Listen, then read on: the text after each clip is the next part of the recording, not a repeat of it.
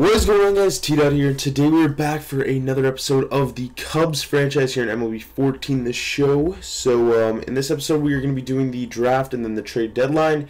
So you can see we are at the draft right now with the 9th overall pick, as we did struggle last year. And we'll see who we can get in this draft.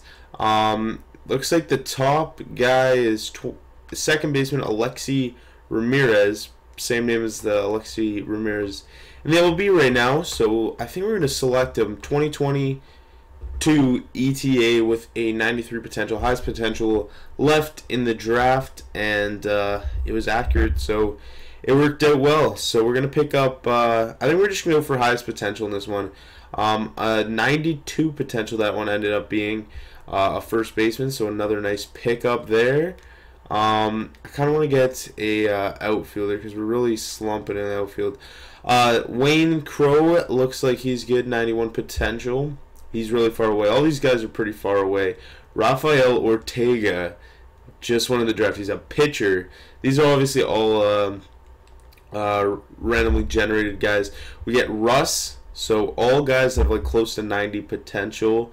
And then it's pretty much, we just need catchers because we're always short on catchers. I had to pick up some guys in through waivers just because we were short on catchers and there was none available in free agency. So I picked up a couple catchers on waivers. None of them were even good at all. So they were all just really bad catchers. And I also picked up Brett Cecil through waivers. So that's nice.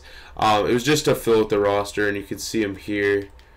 Mesoraco and Castillo Sweetheart were already here. Then we picked up Barnhart, Fryer, and Stephen Vogt to fill out the organization. So what else is there to show you? Marcus Stroman is out 2 to 3 weeks with shoulder inflammation. He just went out. And he hasn't been pitching like phenomenally or anything, but you can see our pitching staff 5-3 with a 3.07 ERA for Salazar.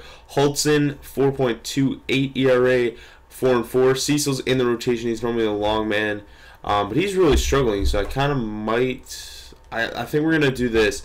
We're gonna go Henderson Alvarez gets the call up. Brett Cecil gets sent down, and then once what's his name comes back, then Alvarez will be our long man, and what's his name, Brett Cecil will probably get picked up. So all of our pitchers are on a hot streak right now. So Salazar 3.07, sorry, and then Danny Hultzen 4.28. Alvarez just got called up. Spencer McNair 3.7, and then CJ Edwards 4.07. So pretty decent rotation. You can check out the averages here. It takes a long time to read through them, so I'm not going to, but there's a highlight there. Only batter who's hitting over 300 is Jock Peterson. And then this is the bench. Marco Hernandez just got called up because I just noticed that we had one too many catchers, as I did auto do it once and it was a mistake. But you can see here Freddie Freeman 16 bombs, Chris Bryant 10, and Devin Mesoraco has 8. So yeah, let's check the standings. We are leading the Central. We are 2 games up on the Reds. We were actually ranked the first team in the MLB right now, 32-23. So a solid start to the season. If we can continue it, we should be able to make the playoffs. And yeah, so Cubs AAA don't have a valid pitching rotation because we called up Henderson Alvarez, and we'll have to see if Brett Cecil passes through waivers. Did he? I don't think. I'm going to change the settings and it doesn't show that, so doesn't look like it. So yeah, Alvarez gets a win, but no, he doesn't get the win there. But CJ Edwards pitching, we are now 38-28. Marcus Stroman still be out for a few days. So Marcus Stroman's getting activated. We are going to send down Blake Parker. And then Stroman's going to stay in the bullpen for now. But then I don't want to pull Alvarez because he has had, he's 1-0 with a 0 ERA. So how many innings did he go? No, he's gone 15 1/3 without giving up a run, a 0.91 whip, 9 hits, 5 walks. I don't want to pull him from the rotation. CJ Edwards, who could possibly be moved. Yeah, I guess if Alvarez is still on such a hot streak, then we might move out. We might keep Alvarez, but he's got another start here, so that'll be telltale. We'll see how he does in this one. How did he do? Henderson Alvarez. He went 5 innings, gave up 8 hits, 2 runs. Still has a 0.88 ERA. But yeah, I think it's going to be CJ Edwards coming out of the rotation. So we're going to go do that now. We're going to go move CJ Edwards to the long relief. And he'll be back in the rotation probably next year. Or if Alvarez is struggling at the deadline, we'll check the stats and everything. And if Alvarez still is struggling, then we'll probably move him out. So we had a 3-game win streak there. So we're going to keep Holton up. We won back-to-back series, so that's nice to see. Obviously, you can tell once you're into later years, it's a glitch that MLB has. So this series start on weird days. Like this Baltimore series started on a Friday, and it ends on a Sunday, which is normal. But you can see up there that Pittsburgh series, it started on a Saturday and went to a Monday. They're really weird. So Fryer went down, keep him active. So yeah, we're almost done this month. I don't think we're going to do anything at the trade deadline. Even though we should be in a spot to be contending, we shouldn't do anything at the trade deadline because our team looks pretty good. Unless somebody goes down with an injury and we need to make a pickup, then I don't think it's necessary because our team's looking good. We have tons of depth and rotation wise. I'm really lucky that guys like Henderson Alvarez still had options, or if we had to option a couple of them down, then a bunch of them would have got picked up in free agency. But after this call-up right there, I believe Henderson Alvarez still has 2 options left. So he could be a guy that could be going up and down in the next couple of years as really top touted prospects come to the rotation like CJ Edwards and stuff. But we're getting to the All-Star break here. We're 15 games over 500. Freddie Freeman is in the home run derby. He is 2 home runs back from Goldschmidt, and usually the highest home run leader in the MLB is in the home run derby. So he's only 2 home runs back from the lead in the MLB. So Baez is back. Activate random dude. And it's the All-Star game. So the starter for the NL is Kershaw, then Fernandez, Strasburg, Wheeler, Brett Anderson, Tejada, Stamen, Hoover, Shea Simmons made it. He has been pitching well, I guess. 28 saves, 3 ERA, so he's been pitching well. Sergio Romo, Kenley Jensen, and then Aroldis Chapman. Now, hitters-wise, Ellsbury, Carpenter, Goldschmidt, Stanton, Freeman made it. He has 25 homers, 63 RBI, and a 2.61 ERA. No, not 2.61. 261 average, my bad. Then Tavares, Yadi, Hanley, Alcantara, who we actually traded away. He used to be a Cub. He's not even doing that well. He's batting like 250, 10 homers, which is pretty good, and he's becoming an all-star. But continuing on here, we got Chris Bryant from our team, 18 bombs, 264 average. Alex Hansen, Troy Tulowitzki, Andrew McCutcheon, Yasiel Puig, Gregory Polanco, and Will Venable rounding it out. So that is the all-star team. And we're going to continue here. We could be looking for a trade because we're in a really we'll see how tight the race is, because I definitely want to be making the playoffs and definitely want to be making a playoff push this season. I mean, like a championship push. So Shea Simmons and Wellington Castillo for Bobby Hooks, and that is a no deal. So we are going to continue here. I'm going to cut after the San Francisco series and see if we have any trade opportunities. So yeah, we're going to go check the standings and everything, see where we're at. So standings wise, we're 5.5 games up on the Reds. So we should have a solid chance of winning the division. We are leading by 5.5 games. So yeah, we should have a very solid shot. And even the Reds are in a playoff position. So even if we were to fall out, we still possibly could be in the wild card. So we definitely are making the playoffs, hopefully. But let's have a look here. Is there any positions we could improve? So Salazar, he's been pitching phenomenally. CJ Edwards has been pitching phenomenal. Well, all right, I guess. I wouldn't mind improving the I don't even know where we could improve this rotation.